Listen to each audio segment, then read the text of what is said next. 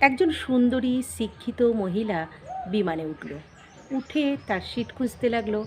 খুঁজতে খুঁজতে দেখলো যে তার সিটের পাশে বসে আছেন এমন একজন যার দুটো হাত নেই। সে তখন তাড়াতাড়ি এয়ার হোস্টেসকে ডাকলো। বলল, আমি এই সিটে বসতে চাই না, কারণ যার হাত নেই পা নেই এমন মানুষদের আমার পছন্দ নয়। তাই আমার যাত্রাটা খুব অস্বস্তিকর হবে। প্লিজ আপনি আমার সিটটা একটু চেঞ্জ করুন। তখন এয়ার হোস্টেস বলল, আপনার এই অসুবিধা? ঠিক আছে, আমি তাহলে আমার টিম বা ক্যাপ্টেনের সাথে কথা বলে দেখি যে এই বিমানের আরও কোনো সিট ফাঁকা আছে কি না। করে কিছুক্ষণ চলে গেল। তারপর সেই এয়ার হোস্টেস এসে বলল, সরি ম্যাম, আপনার কিছুক্ষণ সময় নেওয়ার জন্য। আসলে আমি টিম বা ক্যাপ্টেনের সাথে কথা বলে দেখলাম এই বিমানে একটা মাত্র সিট খালি আছে, যেটা হচ্ছে বিজনেস ক্লাসের সিট। তখন মেয়েটি খুব আহ, গর্বিত যে সে বিজনেস ক্লাসের সিটটিতে যাবে।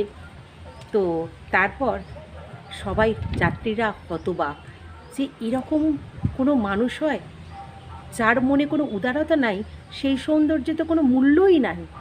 তো তারপর এয়ার হোস্টেস যা করলো সবাই থমকে গেল। এয়ার হোস্টেস সেই ব্যক্তিকে বললেন, যার হাত নেই, যে স্যার প্লিজ আপনাকে একটু চেঞ্জ করতে হবে সিটটা। আপনি যাত্রার সুবিধার জন্য বিজনেস ক্লাসে চলুন। তখন সেই হাত না থাকা মানুষটা উঠে দাঁড়ালেন। বললেন, আমি একজন এক্স আর্মি। তো আমি দেশের যুদ্ধ করতে গিয়ে হাত দুটো হারিয়েছি। এখন আমার লজ্জা হচ্ছে কোন দেশের জন্য আমি নিজের হাত দুটোকে বলিদান দিলাম।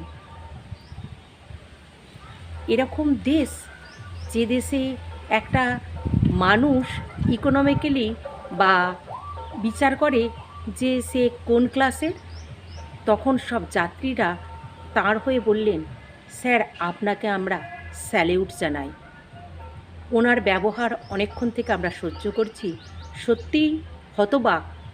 শিক্ষিত সুন্দরের কোনো মূল্যই নাই, যার মধ্যে কোনো উদারতা নাই, সৌজন্যতা বোধ নাই।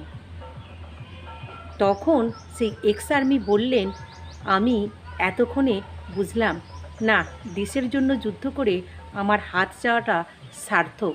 কারণ একজন ছাড়া আপনারা সবাই আমাকে